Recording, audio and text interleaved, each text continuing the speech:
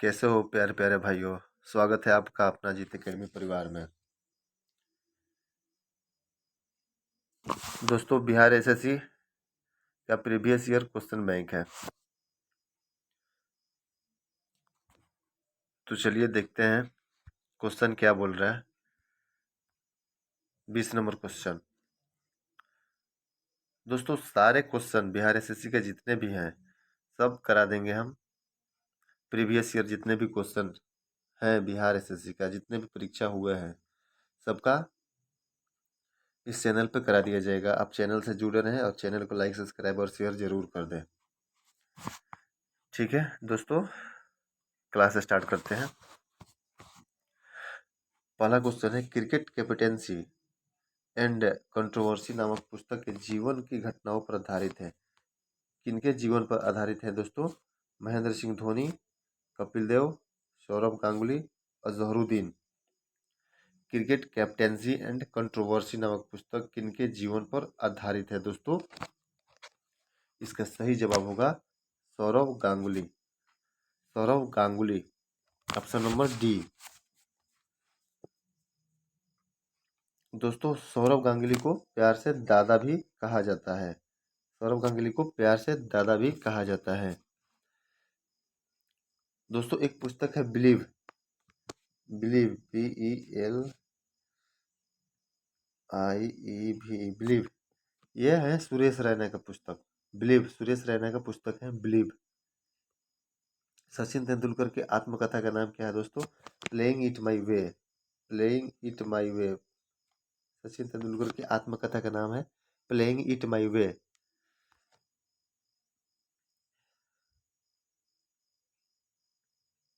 दोस्तों, वर्ष 2014 में भारत सरकार द्वारा सचिन तेंदुलकर को भारत रत्न से सम्मानित भी किया गया है। यह पहली दफा है जब किसी क्रिकेटर को भारत रत्न दिया गया है। ये भी क्वेश्चन पूछ लेता है दोस्तों कभी कभी। चलते हैं नेक्स्ट क्वेश्चन। नेक्स्ट क्वेश्चन क्या बोल रहा है भाइयों? निम्न में से कौन सा युग्म सुमेलित नहीं है? कौन सा युग्म सुमेलित नहीं है भाइयों? संचालन समिति, जीवी मालवंकर, प्रांतीय संविधान समिति, सरदार पटेल, प्रारूप समिति, डॉक्टर भीमराव अंबेडकर, संघीय समिति। तो इसमें पूछ रहे हैं दोस्तों, संविधान निर्मात्री सभा की समितियां और अध्यक्ष, ये अध्यक्ष रहे या नहीं रहे? इसका सही जवाब होगा दोस्तों ऑप्शन ए, संचालन समिति के अध्यक्ष जीवी मालवंकर नहीं रहे हैं। बाकी ये सब सही है। प्रांतीय संविधान समिति, सरदार पटेल, ये क्वेश्चन पूछता भी है, क्वेश्चन बहुत इंपॉर्टेंट है। प्रारूप समिति, डॉक्टर भीमराव अंबेडकर, संघीय शक्ति समिति, जवाहरलाल नेहरू। दोस्तों, स्वतंत्र भारत के प्रथम प्रधानमंत्री जवाहरलाल नेहरू थे। प्रथम गृह मंत्री और उप प्रधानमंत्री सरदार पटेल जी थे।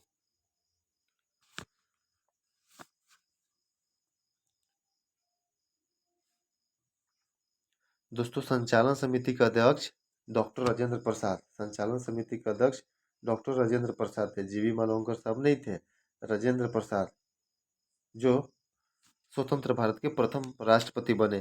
राजेंद्र प्रसाद जी सिवान जिला के जीरादेई से बिलोंग करते हैं।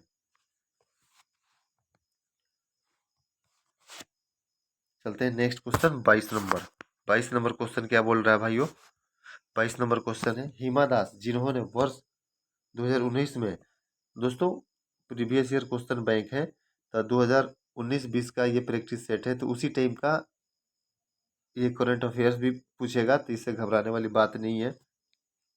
ये भी देखते चलेंगे भाइयों। हिमा दास जिन्होंने वर्ष 2019 के कलांडो चेक रिपब्लिक के स्वर्ण पदक जीता है, संबंधित है। हिमा दास किससे संबंधित है भाइयों? हिमा दास एथलेटिक्स से संबंधित है, धावक है Hima Das.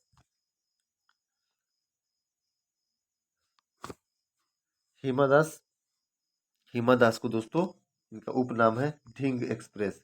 Dhing express, Dhing express, Dhing express है हिमा दास का नाम।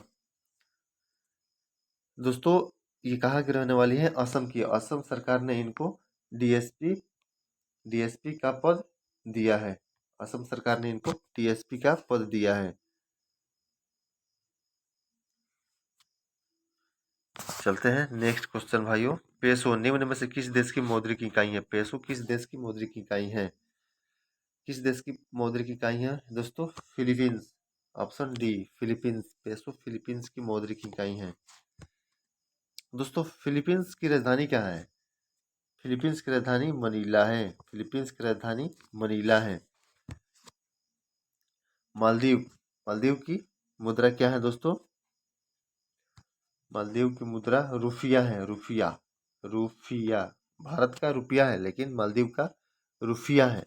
तथा इसकी राजधानी मालदीव की राजधानी माले मालदीव की राजधानी माले है दोस्तों।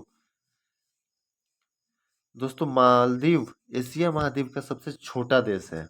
एशिया महाद्वीप में सबसे छोटा देश है मालदीव, जो हिंद महासागर में स्थित एक द्वीपीय देश है। एक और इम्पोर्टेंट क्वेश्चन पूछता है 8 डिग्री चैनल किसको किसको अलग करता है? तो मालदीव को मिनिकॉय से अलग करता है। मालदीव को मिनिकॉय से अलग करता है दोस्तों। और 9 डिग्री चैनल मिनिकॉय और लक्षद्वीप। 9 डिग्री चैनल मिनिकॉय और लक्षद्वीप को अलग करता है दोस्तों। बहुत इंपॉर्टेंट है जितने भी पढ़ा रहे हैं दोस्तों। देखिए मेरा तबीयत खराब है, आवाज़ थोड़ा भारी आ रहा होगा, लेकिन जो पढ़ने और पढ़ाने में मज़ा है ज़िंदगी में और कहीं नहीं है दोस्तों। चलिए तबीयत खराब अच्छा खराब होता रहता है, लेकिन पढ़ाई नहीं छूटनी चाहिए भाइयों। तो जितने भी पढ़ाई हो रहा है दोस्तों, जितने बता रहे हैं हम, बहुत इंपॉर्टेंट है एग्जाम की दृष्टि से। Next question 24 number. 24 number question है भाइयों। अक्टूबर 2020 में किसने न्यूजीलैंड के प्रधानमंत्री के रूप में दूसरा कार्यकाल जीता? किसने जीता भाई? जेसिंडा अर्डर्न दूसरी बार। जेसिंडा अर्डर्न दूसरी बार प्रधानमंत्री बने थे न्यूजीलैंड के। दोस्तों न्यूजीलैंड की राजधानी कहाँ है? न्यूजीलैंड की राजधानी वेलिंगटन। न्यूजीलैंड की राजधानी वेलिंगटन है दोस्तों। न्यूजीलैंड में एक पक्षी पाई जाती है दोस्तों, कीवी, इसलिए न्यूजीलैंड को कीवियों का देश कहा जाता है। नेक्स्ट क्वेश्चन है भारत की निम्न में से कौन सी नदी द्रार घाटी से बहती है? भ्रंश घाटी से बहती है दोस्तों। कौन सी नदी है? तो नर्मदा नदी। नर्मदा नदी दोस्तों भारत की दो नदियां नर्मदा तथा तापी भ्रंश घाटी से होकर बहती है। नर्मदा तथा तापी भ्रंश घाटी से होकर बहती है। नर्मदा अरब सागर में प्रवाहित होने वाली प्रायद्वीपीय भारत की सबसे बड़ी नदी है, जिसे गुजरात का जीवन रेखा भी कहा जाता है। दोस्तों नर्मदा को गुजरात का जीवन रेखा भी कहा जाता है। जीवन रेखा। चलते हैं next question 26 number. 26 number question क्या है? निम्न में से कौन इसरो के वर्तमान में अध्यक्ष है? इसरो के वर्तमान में अध्यक्ष कौन है दोस्तों? 2020 का करंट अफेयर है दोस्तों, फिलहाल का नहीं देना है। 2020 में इसरो के अध्यक्ष के सिवन थे। के सिवन ऑप्शन सी सही जवाब होगा इसका। के सिवन। दोस्तों वर्तमान में कौन है? वर्तमान में इसरो का अध्यक्ष कौन है? जब चंद्रयान भेजा गया था तो बहुत हाईलाइटेड था इनका नाम, पूछ भी सकता है एग्जाम में। S Somnath. S Somnath. S Somnath है दोस्तों। एस सोमनाथ। एक फेमस क्वेश्चन है दोस्तों 27 नंबर। राजा रवि वर्मा।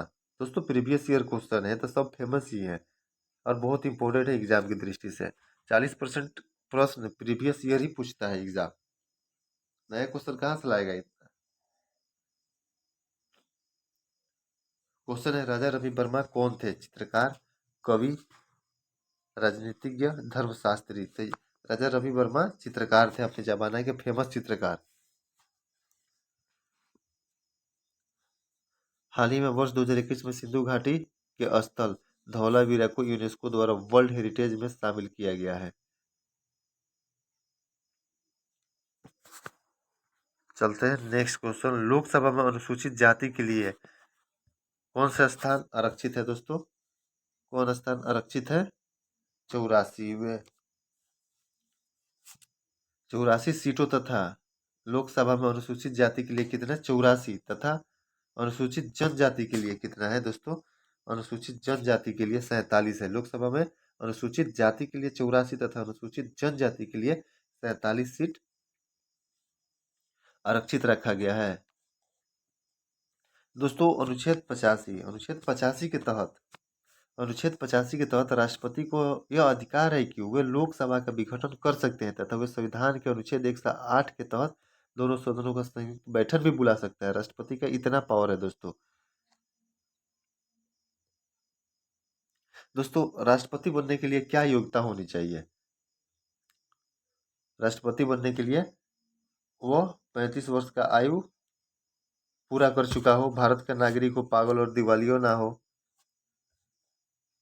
और लोकसभा के लिए कितना एज होना चाहिए? लोकसभा के सदस्य बनने के लिए, सांसद बनने के लिए 25 वर्ष होना चाहिए दोस्तों।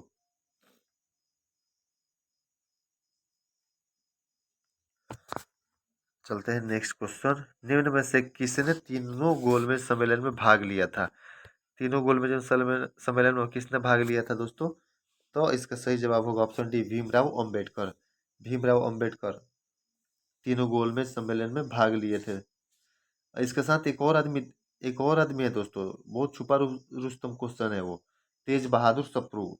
भीमराव अंबेडकर ना दे के ऑप्शन में ये दे देता है, बच्चे अक्सर गलती करके आ जाते हैं। तेज बहादुर सप्रू भी भीमराव अंबेडकर के साथ तीनों गोलमेज सम्मेलन में गए थे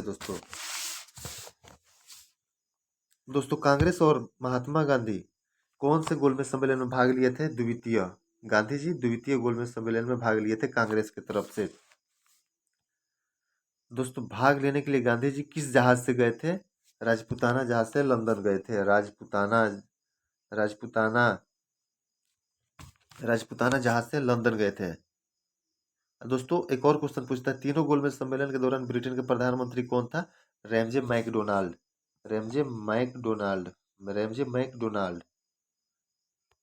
मैकडोनाल्ड थे दोस्तों। 30 नंबर क्वेश्चन है, भारतीय ध्वज संहिता कब से प्रभावी हुई? भारतीय ध्वज संहिता कब से प्रभावित हुई दोस्तों? सही जवाब होगा 2002। इसी समय से सभी प्राइवेट लोगों को भी तिरंगा फहराने का अधिकार मिला गया। हर कोई, मुखिया जी हो या जो भी भारत का नागरिक, अपने घर पे या जहां भी कोई सामाजिक स्तर पर झंडा फहराना चाहे तो वो फहरा सकता है। 2002 से ये अधिकार दिया गया दोस्तों। 22 जुलाई 1947 को संविधान सभा द्वारा राष्ट्रीय ध्वज के रूप में तिरंगा को अपनाया गया। तिरंगा को कब अपनाया गया था? 22 जुलाई 1947। 22 जुलाई 1947 को अपनाया गया था। चलते हैं नेक्स्ट क्वेश्चन। पोर्टो नोवो निम्न में से किस देश की राजधानी है? पोर्टो नोवो किस देश की राजधानी है दोस्तों? पोर्टो नोवो किस देश की राजधानी है? बेनिन। ऑप्शन डी होगा सही इसका, बेनिन। पोर्टो नोवो बेनिन की राजधानी है दोस्तों।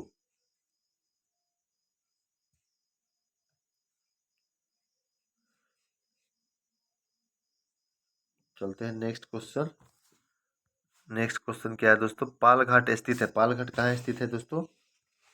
पालघाट कोयम्बटूर एवं पलाक्काड के बीच में। यस, राइट आंसर होगा ऑप्शन सी। राइट आंसर होगा ऑप्शन सी। चलते हैं नेक्स्ट क्वेश्चन। आइए नेक्स्ट क्वेश्चन देखते हैं दोस्तों। पुस्तक 33 नंबर क्वेश्चन। पुस्तक वी आर डिस्प्लेस्ड का लेखक कौन है? वी आर डिस्प्लेस्ड का लेखक कौन है दोस्तों? ऑप्शन सी होगा, वी आर डिस्प्लेस्ड। ये पाकिस्तानी राइटर है मलाला यूसुफजई। दोस्तों 2014 में मलाला यूसुफजई को कैलाश सत्यार्थी के साथ नोबेल शांति पुरस्कार दिया गया। 2014 में कैलाश सत्यार्थी और मलाला यूसुफजई को शांति का नोबेल पुरस्कार भी दिया गया है दोस्तों।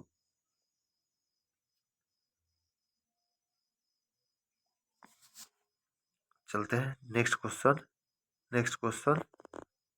Japan 34 number question. जापान का जापान का कौन सा बंदरगाह रेशम बंदरगाह के नाम से जाना जाता है? कौन सा बंदरगाह है दोस्तों? 34 नंबर क्वेश्चन का सही जवाब बताइए तो। याकोहोमा, याकोहामा, याकोहामा बंदरगाह को रेशम बंदरगाह के नाम से जाना जाता है दोस्तों। दोस्तों जापान के तट के पास प्रवाहित होने वाली गर्म जलधारा क्यूरेस्को की जलधारा है। क्यूरेस्को की जलधारा है दोस्तों।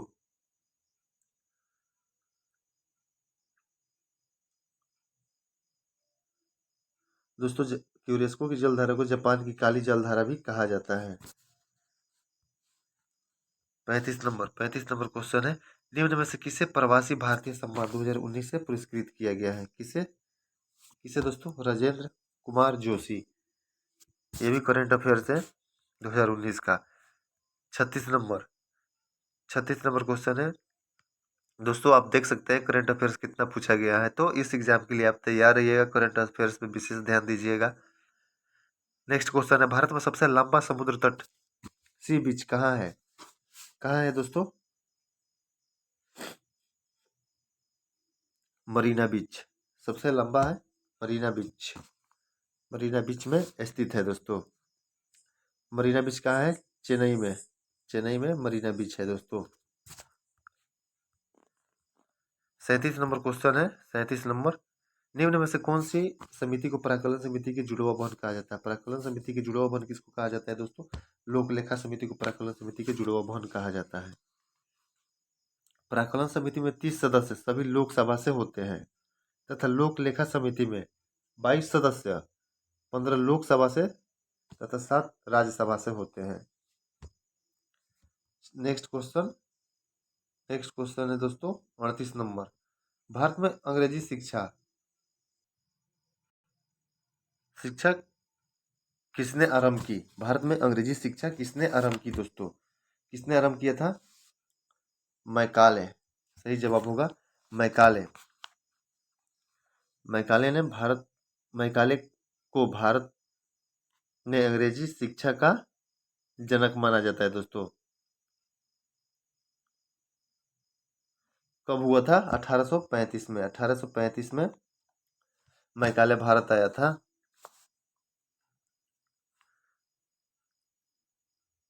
चलते हैं नेक्स्ट क्वेश्चन, भारत में वित्त आयोग की नियुक्ति कौन करता है? भारत में वित्त आयोग की नियुक्ति कौन करता है दोस्तों? 39 नंबर का सही जवाब होगा ऑप्शन सी, भारत में वित्त आयोग की नियुक्ति कौन करता है? भारत का राष्ट्रपति।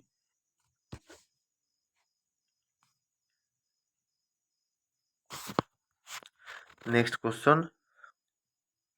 क्वेश्चन क्या है? आर्थिक क्रियाकलापों में अल्पकालिक संकुचन और विस्तार को क्या कहते हैं?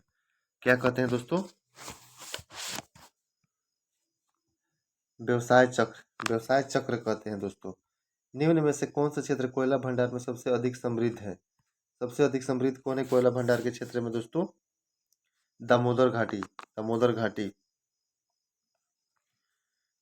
ये अब दामोदर घाटी कहाँ है? झारखंड में पड़ता है दोस्तों, इसलिए बोकारो, झरिया, दुर्गापुर आदि क्षेत्रों में अधिक कोयला पाया जाता है दोस्तों। कोयला के 3 किस्मों में सबसे उत्तम किस्म क्या होता है? एंथ्रेसाइट, एंथ्रेसाइट,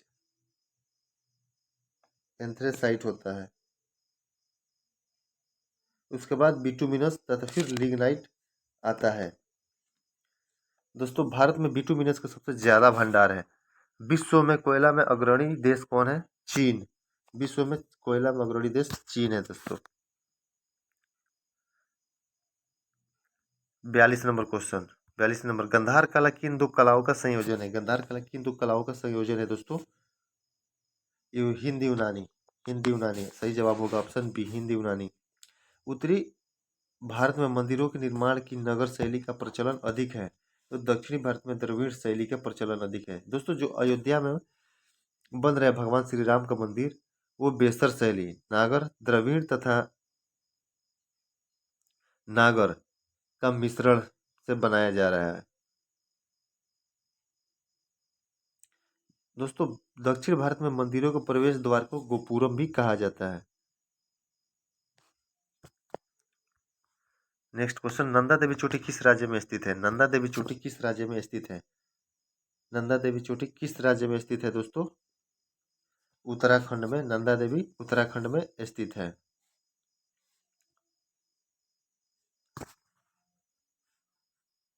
नंदा देवी उत्तराखंड में स्थित है दोस्तों। दोस्तों K two Godwin Austen, K two Godwin Austen Bharat की सबसे ऊंची चोटी कौन है? केटू गॉडविन ऑस्टिन, जिसकी ऊंचाई कितनी है? केटू गॉडविन ऑस्टिन जिसकी ऊंचाई 8,600 से 11 मीटर, 8,600 से 11 मीटर, जो कहाँ पड़ता है? जम्मू एंड कश्मीर में पड़ता है दोस्तों, JNK में पड़ता है। माउंट एवरेस्ट, विश्व की सबसे ऊंची पर्वत चोटी कौन है? माउंट एवरेस्ट 8,848, कहाँ पड़ता है दोस्तों? नेपाल में सबसे ऊंची चोटी है माउंट एवरेस्ट।